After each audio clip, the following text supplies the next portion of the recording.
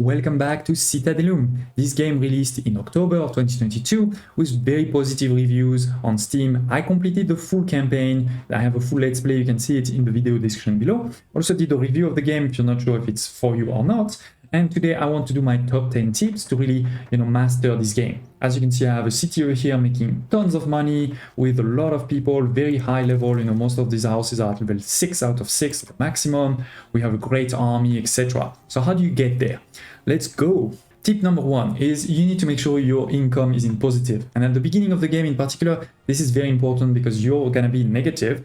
You're gonna have some wages, but you're not gonna have any money. So you need to try to change this. There's a couple of options to get your money into positive, both at the beginning of the game and later on. Now, the main thing is you're gonna want patricians. Patricians are gonna give you taxes. This is, the second tier of population over here, not the plebeians, the patricians. Actually, the plebeians are what costs you money. The workers' wages are how many plebeians you have. The patrician is what's going to give you money. To get patricians, you need to get your prestige to level 2, which means that you need to have, I think it's 20 plebeians. So try to get there as soon as possible to prestige level 2, so that you can then get some patricians and then spam a few patricians to start getting some taxes. The second thing you can do right away is sometime you have a trade route. So trade is very important. You may, even when you start a game, right away, you may have already trade routes available. So if you have that, feel free to start using them. For example, in some missions, you may be able to sell some wood right away. That is a quick way to get your income into positive. And then last but not least, it is actually possible to change both the salary of your workers and the taxes. So the daily salary of your workers by default is at 20 denaries. You can decrease this both to 15 or to 10, and that will obviously reduce that cost, right? So again, especially at the beginning, that can help you. Of course, decreasing the salary will make your people slightly unhappy, but at the beginning of the game, that can definitely help a lot. And you can also do the same with the taxes. You can increase them further, which will again make your people slightly unhappy, but at the beginning of the game, that could be the difference between losing and winning. Okay, because if you don't have money, you will get, one time 5,000 sort of loan, and then you'll be done, you'll lose. Tip number 2, like in all games, the more production, the better. So it's worth noting you can have multiple production buildings for everything. If you think about the wood, it's not like you can have only one logging camp. You can have multiple spread across. You just have to be careful that they don't overlap too much on each other, because if you have multiple next to each other, there's not going to be enough trees, but you can definitely put multiple, production of everything. At the same time, I do want to mention that you don't have to produce everything right away. For example, at the beginning of the game, I know it's unlocked right away, but you don't need iron. Focus first on wood and stone. You can do iron later on. And it's the same for most productions. It's not because you've unlocked it that you need to produce it right away. Tip number 3, unemployment is very bad. Right now I have 3 unemployed citizens. That should not happen. This will create, you can see over here in my favor, the unemployment is small, but it is a bit there. It is red, and that will create crime. And especially at the beginning of the game, when you don't have things like gladiators or festival, etc., having a bit of unemployment can create tons of problems. So you go into the management window over here, jobs, and you need to make sure that you have more jobs than what is than people. So for example, in this case over here, right, I have 346 people right now. I will actually have more than this. I will have 480 very soon. The available space is 480. So there's more and more people that are going to emigrate soon. You can see now it has already increased 447. So that will create unemployment if I'm not careful. But what you can do is you can say, over here, you can manage all of your workers in each of the buildings, and you can make sure that you have more workers needed than what you have right now. This way you'll never have unemployment. Tip number 4, the gods can be annoying, so don't forget them, but usually you don't need to care too much about them at the beginning, and you also don't need to give them all the time festivals. What is really important is to make sure they have enough temples. You see over here, for example, Apollo requests 3 temples and he has 3. So he shouldn't get too unhappy. And even if they get unhappy, to be honest, they will usually just destroy a couple of buildings, so you just have to rebuild them.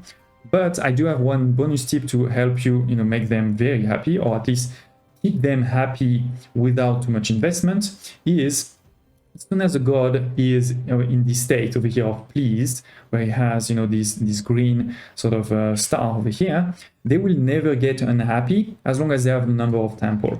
So what I usually do is I try to get them all to this pleased state, and then you can almost forget about them. Similarly, tip number 5 for the brigands. Don't worry too much about them at the beginning. First of all, usually the risk at the beginning should be pretty low. Secondly, they will destroy a few buildings, but you can just rebuild them. But there is ways, to actually do it well. So first of all, is the important thing is not so much to have, a crazy number of guards. The important thing is to have a good coverage of the watchtower. So you can see in, white, this is my coverage right now. I have really great coverage. Each of these tower is going to provide coverage, to this range. So you need to spread them apart. It's not like put them all at the same space. And actually also, at the beginning, one tower like this with 2 guards in it, usually 2, I suggest you put 2, not 1. 2 guards in one tower is enough to fight back, one attack. So you don't need, to also put 10 towers next to each other. Tip number 6, like most city builders, especially the old Impression games, it is actually a bit of a puzzle game, right? Because you need to have building covering each other. For example, if you want the house here to get to level 6, you need to have access to a reservoir, to have access to a bath, to a tavern, to a doctor's office, to a school, and to a library, and of course to a market. And these things have, a range, right? You can see this is a range of the market, this is a range of the reservoir. So you need to think a bit about in advance on how, to set up your city. But it's not too hard. As you can see, this is a fairly simple layout where what I'm doing is I'm putting 2 lines of plebeian housing at the bottom. I'm leaving 1 line here in the middle to put a lot of ornaments, decorative aspect. This is what's going to give you the right desirability. I'm at 100% over here everywhere, you can see. Perfect. Then what you do is you leave in the middle over here a space for this service building, like the market, right, a tavern, a bath, a school, all those type of things are in the middle. And then on top, I'm going to put similarly 2 lines, but this time of patrician housing. And then you have, of course, the reservoir, 1 at the top, 1 at the bottom. You have maybe things like the circus and the arena on the side. And yeah, that's a city that's working really well. It's all at level 6, as I said before. You can, do the same for productions and for farms, right? You need to be a bit smart about your layout. So let me just show you, for example, for the farms, I usually am doing something like this, where I'm going to put, 2 granaries, and then the farms on each side, and I dedicate usually a granary to something specific. So for example, this is a granary only for the melon, and we have 2 melon next to the granary, and same for the others. And it's the same for your production buildings, right? You can be a bit smart of delivering next to each other. So for example, we have the logging camp over here that's going to deliver to the warehouse that is, sorry, where is the warehouse for wood? It is over here. It's delivering there. Then we're going to have, the sawmill next to it, so they don't have far to walk. Tip number 7, the map over here. Don't explore it too early. The more armies you discover on the map, the more your risk of enemy raid is going to increase. So at the beginning, until when you don't have an army yet, when you don't have guards defending your city, I suggest you don't explore too much. You wait for, having an army to explore. Once you have one, then go ahead like I'm doing right now. Then you can explore. You will find cities to trade with. You'll find enemies to fight. But before that, you don't actually need to do this, You shouldn't, actually. For example, over here, now I've found 3 new enemies armies, and my risk of enemy raid went from 20% to 100%. So we're gonna get attacked just now. Which leads me to the next tip, tip number 8. How do you fight? Well, you need to create a legion, right?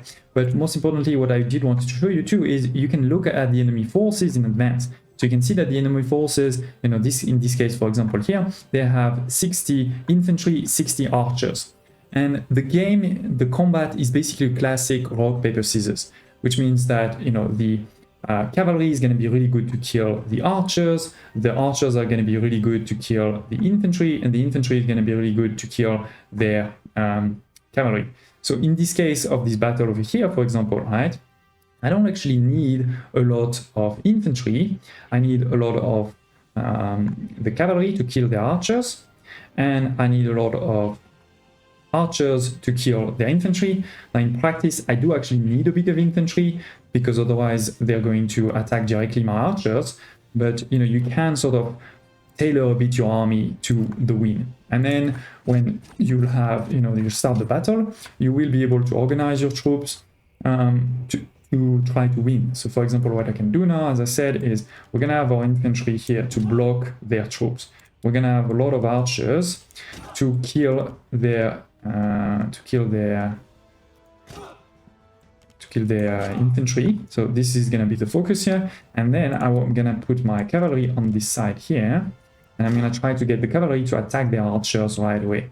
And so that's the idea. You can put also centurions. They improve the strength of your troops. So it is. So these troops are gonna go like this. These guys, I want to send them behind so that they attack the archers. Okay, it is. So my infantry, you know, stops their infantry, so they can't do anything to me. And then the archers focus on killing the infantry. See, the numbers are going down quickly. And my cavalry is focusing on the archers.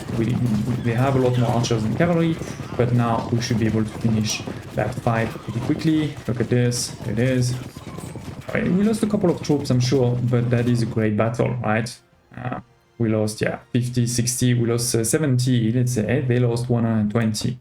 So it is a victory, right? I could have done even better again, but I wanted to show you a bit how combat works. Tip number 9, approval is quite important. You want to get your people's favor as high as possible because that will decrease your crime. And crime, you know, you lose some money, they can destroy, they can riot, right? So you don't want crime. So how do you get your people's favor high or your crime low? Well, first of all, crime can be decreased by the guards. The guards will prevent a bit crime.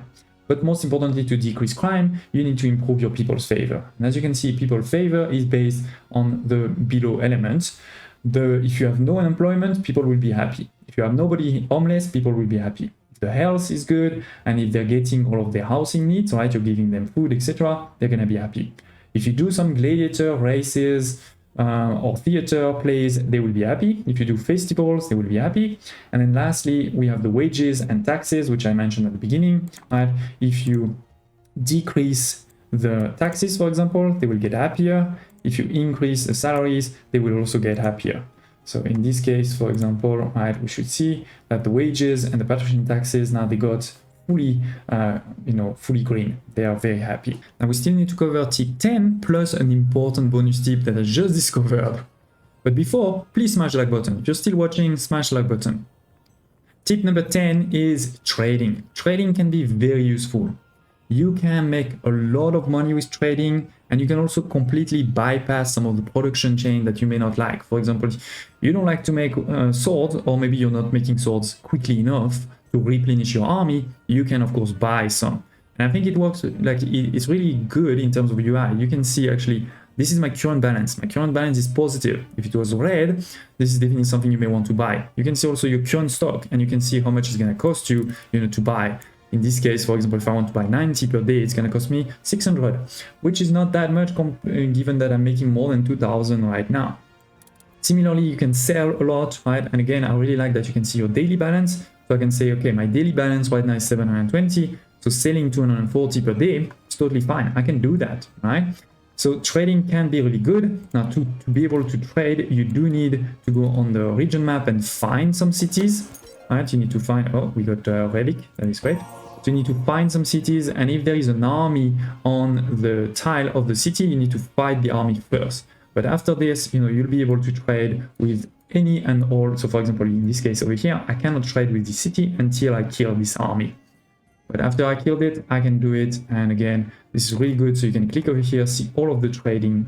And in this case, for example, here, you can see my eggs, I have a daily balance that is negative. So I'd love, or for the milk, so I'd love to buy some, right? Get me back into positive. And then last but not least, as I promised, my bonus tip is how do you get, when you want to start training your army, you don't want to train just 1 or 2 by clicking like this. You probably want to train an army of 200 people, right? So press Shift and then click. This is going to make 10 at a time. So that is really a really good tip. There's many times where instead of clicking here to increase by 1, you can increase by 10. Here it is, ladies and gents, my top 10 tips to thrive and survive in Citadelum. Do tell me in the comments below if there is any other tips that I didn't mention that you want the community to know, anything that you disagree with, of course, and I hope to see you next time.